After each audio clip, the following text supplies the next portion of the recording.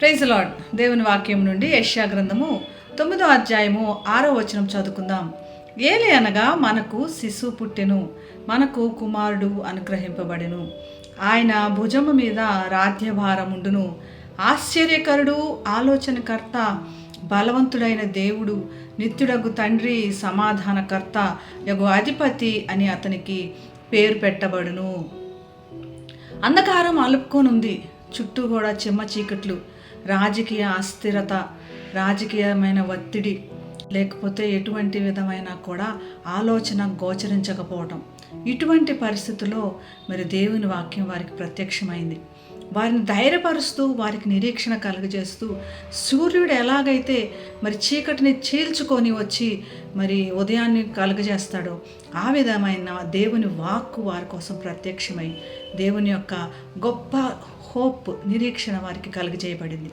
ఇటువంటి సందర్భంలో వారికి శిశువు పుట్టెను. దేవుడు తనే స్వయంగా మానవ లోకానికి ఒక శిశువుగా రావడానికి ఇష్టపడ్డాడు. కుమారుడు అనుగ్రహించబడ్డాడు. మనకి ఎటువంటి చీకటి అంధకార పరిస్థితుల్లో ఉన్నా కూడా మనల్ని తృణీకరించకుండా మనల్ని ప్రేమించి ఆయన అనుగ్రహించబడ్డాడు. మన మీద ఒత్తిడి తీసుకొని వచ్చి అధికారం చేయటానికి కాదు, మనకి ప్రేమతో మన పాపముల నుంచి విమోచించటానికి, మనల్ని రక్షించటానికి అనుగ్రహించబడ్డాడు. ఈయన భుజముల పైన రాజ్యభారం ఉంది. ఆయన అధికారం ఆయనకి ఇవ్వబడింది కాబట్టి ఏ ఒక్క అధికారం కూడా మన మీద చెల్లదు. కేవలం ఆయన మాత్రమే మనల్ని అధికారం తీసుకొని ప్రతి విధమైన ఆటంకాల నుంచి తొలగించగలడు అన్నటువంటి రాజ్యభారం ఆయన దగ్గర ఉంది. మంచి ఆలోచనలు చెప్పి ఆశ్చర్యకరుడు. ఆయన యొక్క ఆలోచనలతో మనల్ని రక్షించే విధానం చూస్తే మనం ఆశ్చర్యం కలుగుతుంది. అంత శక్తివంతమైన బలవంతుడైన దేవుడు. ఆయన నిత్యము కూడా ఆయన ఆశీర్వాదములు మనతో ఉంటాయి.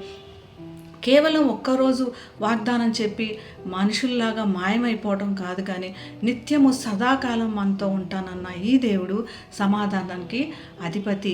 సమాధానం లేదు ప్రపంచంలో, ఎటు చూచినా లేదు, కానీ దేవుడు మనకు సమాధానము. నా సమాధానాన్ని మీకు అనుగ్రహిస్తున్న దేవుడు మనకు కూడా సమాధానం ఇచ్చును గాక. ప్రార్థన చేసుకుందాం. పరిశుద్ధమైన యేసయ్య, నువ్వు మాకు అనుగ్రహించబడిన విధానం బట్టి నీకు వందనాలు ప్రభా.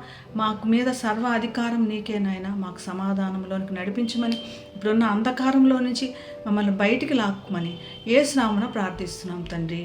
Amen. Have a blessed day. God bless you.